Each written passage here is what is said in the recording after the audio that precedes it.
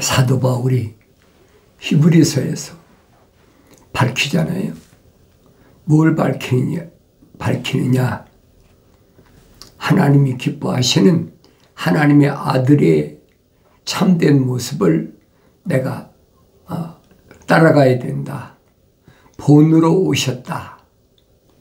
나에게 하나의 요즘 말하는 이제 멘토다. 본보기다. 거울이다. 근데 사도 바울은 그랬어요. 본보기란 말은 거울이란 말과 똑같아요. 근데 겉사람을 보려면 우리가 거울 앞에 가서 보고 무엇이 틀렸나, 틀렸으면 고치고 그러잖아요. 그런데 육신의 장막 안에 있는 나는 어떻게 내가 나를 볼 수 있느냐? 다른 걸로 안 보인다는 거예요. 하나님의 말씀, 거룩한 책으로만 나를 볼 수 있다. 그 사람은 육신의 사람이 아니에요. 이 겉사람은 장막집이라 사도 바울이 설명하잖아요. 그럼 나는 뭘 위해서 살아가고 있나? 내 자신이 솔직하게 나 자신을 속이지 말고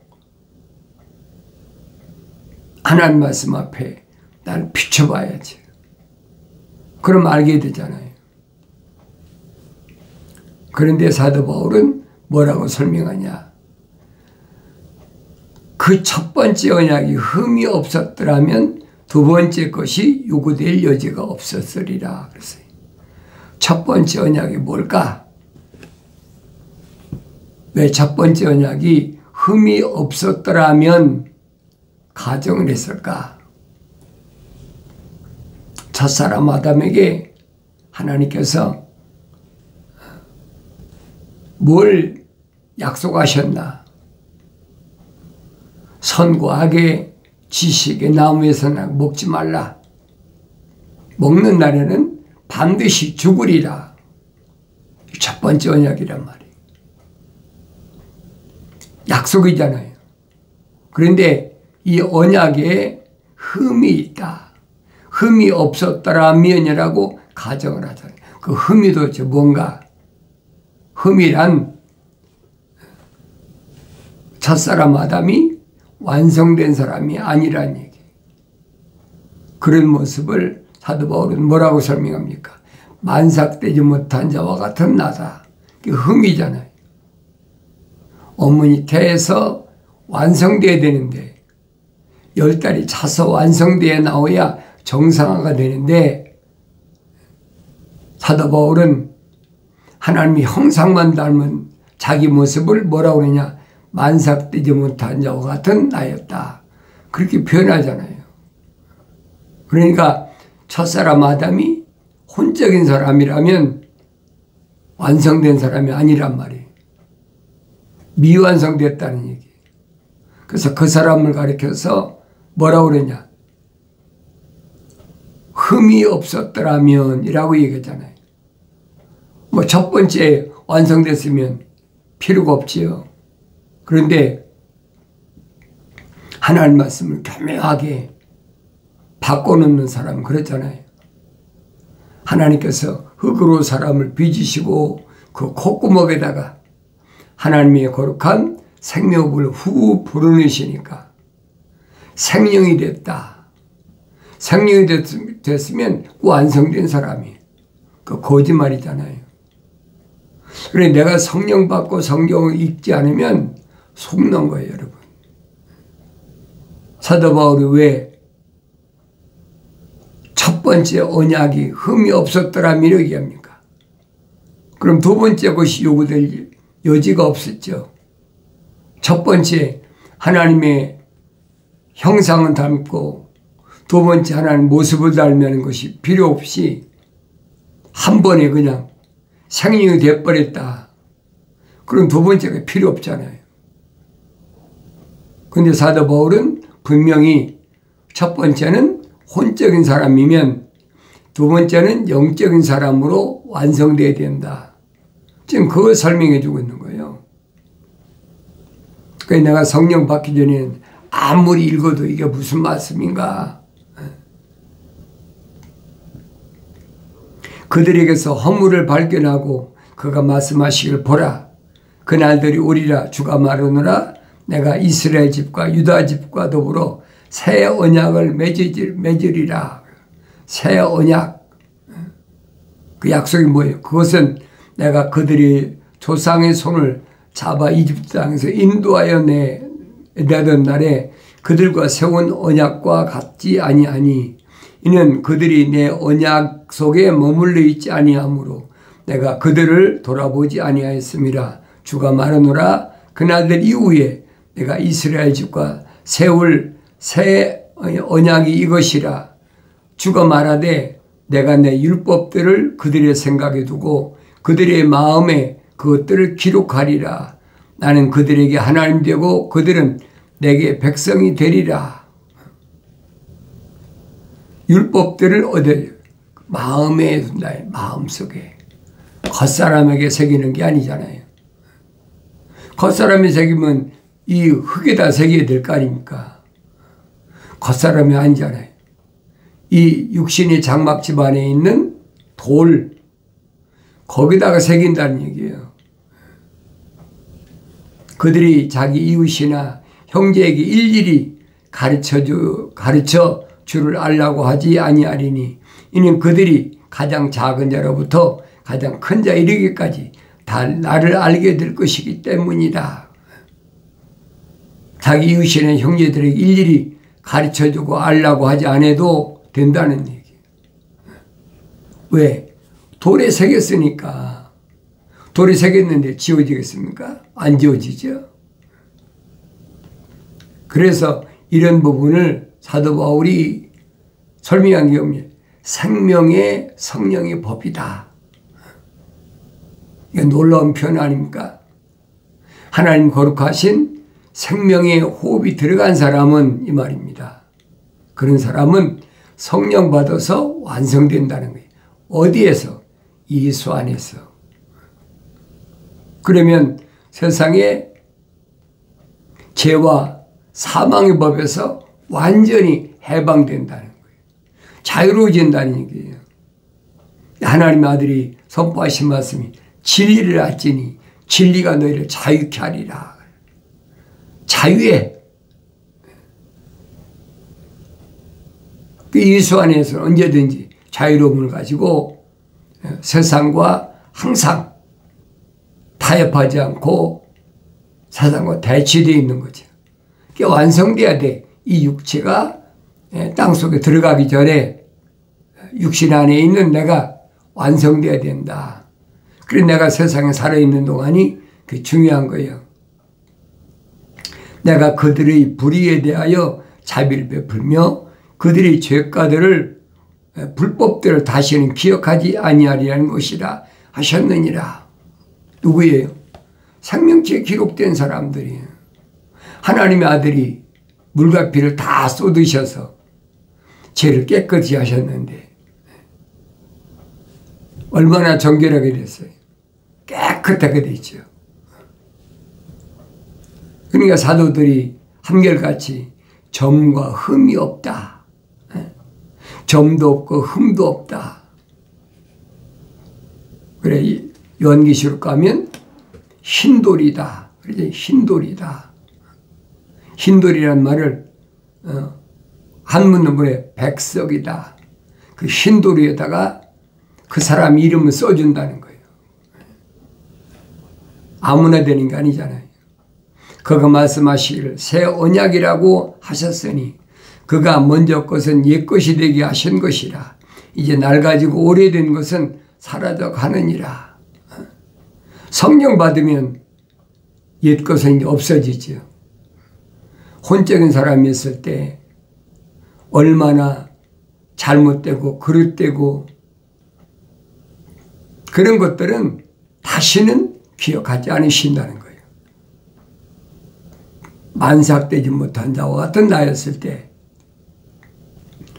뭐 별의별이 다 있죠. 그래 모르고 한 거예요. 그건. 그 용서가 된다는 얘기예요. 계명을 내 마음판에 간직하고 나서는 달라지는 거지. 그래 성막이 얼마나 중요한가를 아는 겁니다. 그런즉 첫 언약에도 실로 하나님을 섬기는 율례와 세상에 속한 성소가 있었도다. 한 성막이 마련되어 첫째 부분에는 촛대와 상과 차려놓은 빵이 있었는데 그곳을 성소라 부르고, 두 번째 휘장 뒷부분은 지성소로 불리는 성벽인데 거기에는 금향로와 전체를 금으로 싼 언약궤가 있었고 그 안에는 만나를 담은 금 항아리와 아론이 쌍난 지팡이와 언약의 돌판들이 있었더라. 또 그 위에는 자비석을 덮여 영광의 그룹들이 있었는데 그것들에 관해서는 지금 낱낱이 말할 수 없노라. 왜 그래요? 너무 어리기 때문에 성소와 지성소를 구분하라는 거예요. 어린애가 뭐 올바로 뭘 가릴 수가 있습니까? 우리 그런 말이죠. 어렸을 때는 오줌통도 못 가린다. 근데 어떻게 가리겠습니까? 성장하야 가리, 성장하야. 이제 이런 것들이 그렇게 마련되어 있어서 제사장들이 언제나 첫째 성막 안으로 들어가서 하나님께 예배하는 일을 수행하나, 둘째 성막은 대제사장이 1년에 한 번 혼자 들어가서 피 없이는 들어가지 아니하였으니 이 피는 자기 자신과 백성들의 잘못들을 위해서 드렸던 것이라. 유대교에서 행하던 대제사장이 매년 7월 10일 날 속죄하러 들어가잖아요. 여러분 출애굽기, 레위기, 민수기 잘 읽어보세요. 그래 빠진 것이 없어요. 사도 바울이 왜 이런 말을 했는지를 올바로 알게 되죠. 성령께서 이것을 통해 보여주시는 것은 첫째 성막이 서 있는 동안에도 지성소로 들어가는 길이 아직 나타나지 않았다는 것이다. 성소까지 왔는데 지성소 들어가는 길이 없어. 왜? 하나님의 아들이 안 오셨기 때문에 길이 안 열린 거예요. 그러니까 1년에 한 번씩 제사장 중에서 제비 뽑아가지고 대제사장이 뽑히잖아요. 그럼 그 사람이 대제사장직을 수행하는데 자기와 자기 백성의 죄를 깨끗하게 사하기 위해서 들어가는데 만약 깨끗하지 못하면 들어가면 뭐 즉사하는 거예요. 그 언제든지 말씀드리잖아요. 그러니까 대제사장이 예봇을 입으면 예봇 끄트머리 가해가 방울이 600여세가지가 달린 거예요. 그게 율법이란 말이에요. 근데 들어갔는데 움직이면 쩔렁쩔렁 소리가 나야 되잖아요. 근데 소리가 안 나면 죽은 거예요. 왜? 자기 죄와 자기 백성의 죄를 사하러 들어갔는데 자기가 깨끗해지지 않고 거기 들어갔다? 하나님 법궤를 있는 들어갔다? 그럼 즉사하는 거예요. 다르게 변하면 대제사장이 자격이 없는 사람이 들어가면 즉사하는 거예요. 그런데 하나님의 아들은 대제사장이 되셔서 길을 열어놓으셨단 말이에요. 그래서 성령께서 이것을 통해 보여주시는 것은 첫째 성막에 서 있는 동안에도 지성소로 들어가는 길이 아직 나타나지 않았다는 것이다. 그것은 현재를 위한 모형이었으니 그에 따라 예물들과 희생제물들을 드려도 양심에 관해서는 섬긴 자를 온전케 할 수 없었도다. 이 예배는 오직 먹는 것과 마시는 것, 여러 가지 씻는 것과 육신의 율례들에 근거한 것으로 이것들은 개혁 때까지만 부과된 것이로다. 사도 바울이 얼마나 일목요연하게 설명합니까? 이런 것들은 하나님의 아들이 오셔서 대제사장으로서 사역을 하실 때까지 임시란 말이에요. 근데 하나님의 아들이 오셔서는 이제는 그런 재물 같은 게 다 필요 없잖아요. 자기 몸을 들이셨는데 무슨 재물이 필요합니까? 재물이 일대 필요 없지요. 자기 몸 들이셨으니까. 그리고 영원한 대제사장 멜기세덱이라니. 이런 비밀을 삼층천에 가서 사도 바울이 보고 와서 지금 증거하는 거예요. 어린아이였을 때 이런 것들을 올바로 알아야 바울 서신을 올바로 깨닫는다는 거예요. 그러면서 이 예배는 그랬죠. 성설과 지성소 들어가는 예배라 그래요. 예배. 월십. 하나님 앞에 경배드리는 거. 이게 예배라는 걸 잘 아셔야 돼요. 예배를 잘못 알면 아무나 하늘 아래서 뭐 누구든지 와서 헌금 내고 하나님 아버지 그러면서 구하면 주시는 걸로 그렇게 잘못하게 하늘 아래 종교라는 얘기예요. 예배란 말이 무슨 말인가 잘 알아야 돼요. 하나님 아들이 수가성 여인에게 예배에 대해 설명하잖아요. 이 산에서도 말고 예루살렘에서도 말고 시간과 공간을 초월해서 성령 받은 사람이 영과 진리로 하나님의 아들 이름으로 예배할 때가 오는데 바로 지금이다. 육신적으로는 수가성 여인이 얼마나 주저한 여인입니까? 하나님의 아들을 만나기 전에도 남자가 5인의 남편, 5인에 있었어. 그리고 하나님의 아들을 만났을 때도 6번째 남자가 있어. 그것도 자기 남편이 아니. 얼마나 요즘 말로 개판으로 살았는지 알잖아요. 그래도 그 마음속에는 항상 육신적인 것 때문에 그렇게 형편없이 살았어도 그 육신 안에는 하나님의 생명이 들어갔다는 얘기예요. 그러니까 메시아를 간절히 기다리는 거예요. 이게 어디에서 예배를 해야 하나님 만날 수 있습니까? 그냥 그리심산에서 만나야 돼, 예배해야 됩니까? 아니면 예루살렘에서 예배를 해야 됩니까? 참 예배가 뭐냐는 거예요. 오늘 예배당 하잖아요. 예배당 간다. 그걸 이제 한나라의 종교에서는 뭐라고 하냐? 교회라 그러잖아요. 그건 기독교 아니에요, 여러분. 유대인들은 뭐 회당이죠, 회당. 여기 분명히 예배라고 하죠, 예배. 그 예배 드리는 장소, 예배당이라고 그랬잖아요. 나 어렸을 때는요, 시골인데도 가보면 예배당을 써놨어요. 그냥 예배당. 내가 중국 가보니까 한문으로 예배당이라고 써놨더라고. 빨간 건물에다가. 예배 드리는 장소란 말이에요. 근데 그건 하나님의 아들이 오시기 전에 유대인들이 회당에서 예루살렘에 가지 못하니까 세계 각지에 유대인들이 회당이 얼마나 많아요.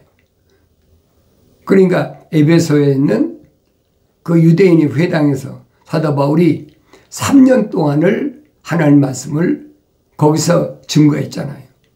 그런데 2년 만에 유대인이 회당에 쫓겨났어. 왜? 부활하신 예수님을 증거하니까 유대인들이 받아들이지 못하죠.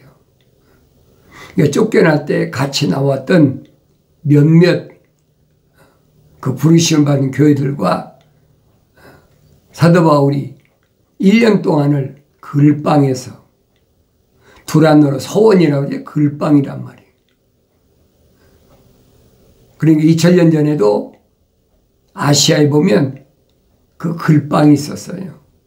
서원에서 1년 동안을 양육시켰다. 그러니까 에베소에 3년 동안 있는 동안에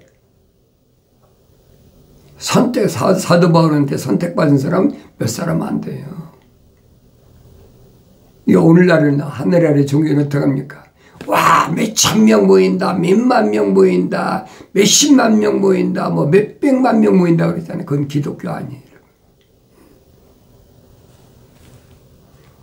출애굽한 사람들이 200만 명이 되는데 그 중에서 남자만 60만 3,550명인데 그들 가운데서 요단강을 건너 가나안 땅에 진입한 사람은 여호수아 갈렙 두 사람밖에 없다는 항상 기억하셔야 돼요. 그러면 내가 가나안 땅에 들어가기가 얼마나 어려운가 하는 걸 알아야 되죠.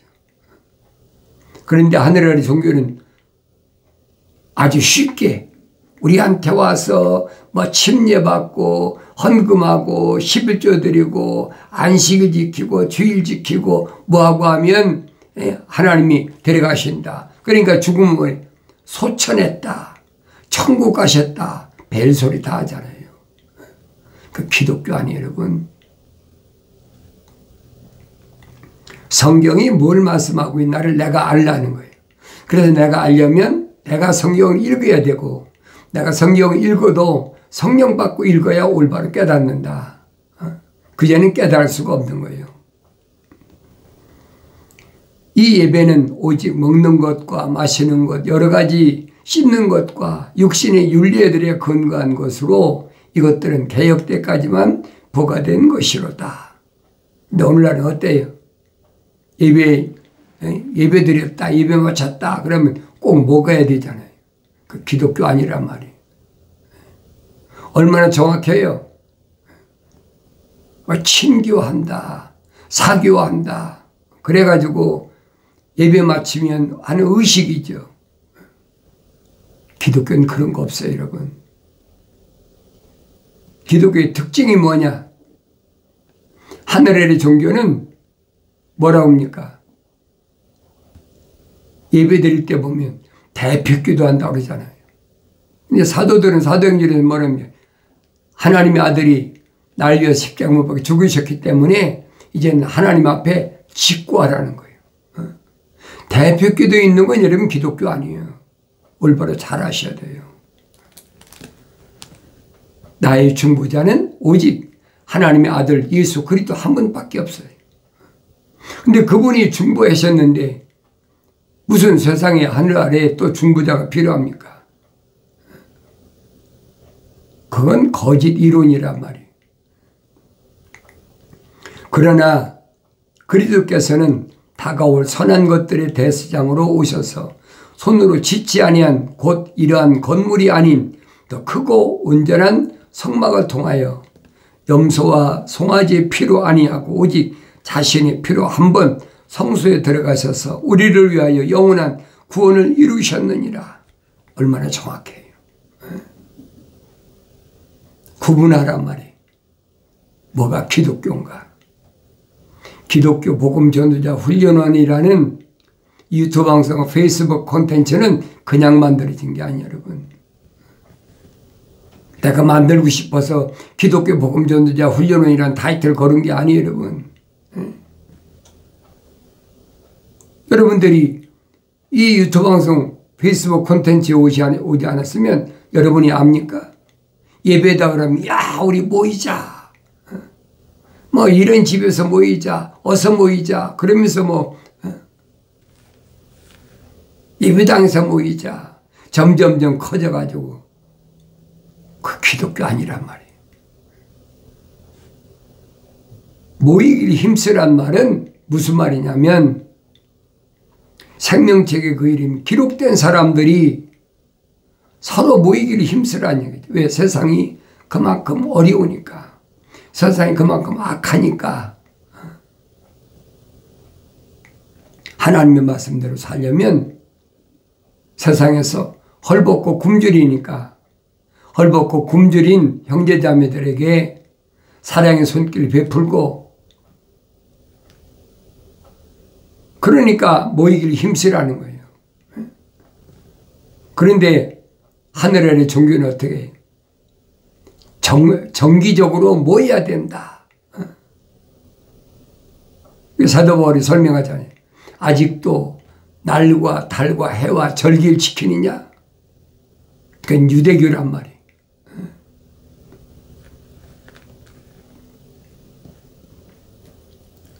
황소와 염소의 피와 암소가지의 제도 불결한 자들에게 뿌려서 그 육체를 정결케 함으로 거룩하게 한다면 하물며 영원하신 성령을 통하여 흠없는 자신을 하나님께 드린 그리스도의 피가 어찌 죽은 행실에서 너희 양심을 정결케 하여 살아계신 하나님을 섬기게 하지 못하겠느냐.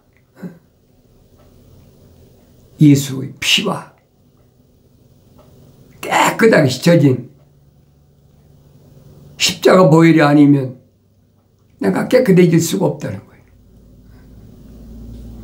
염소나 양이나 송아지나 피는 그건 임시 템포럴이란 말이에요. 하나님의 아들이 오시기 전까지.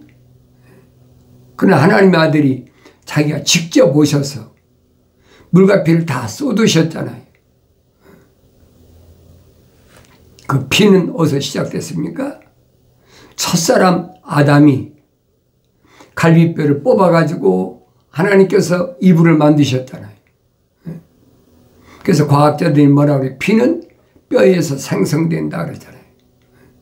그러니까 이브의 그 몸을 만들 때 아담이 갈비뼈로 만들었기 때문에 이브가 뭐가 있었어요?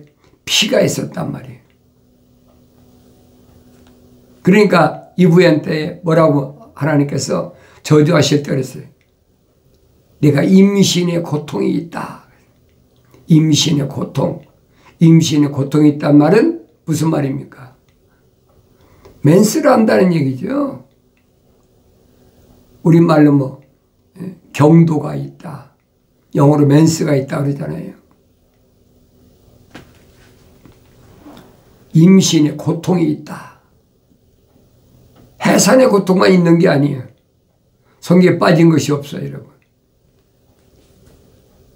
얼마나 자세하게 조목조목 설명해 줬는지. 이런 연유로 그는 새 언약의 중보자이시니 이는 첫 언약 때 범죄한 것들 구속하시려고 죽으심으로 부르심을 받은 자들로 그 영원한 유업의 약속을 받게 하시려는 것이라.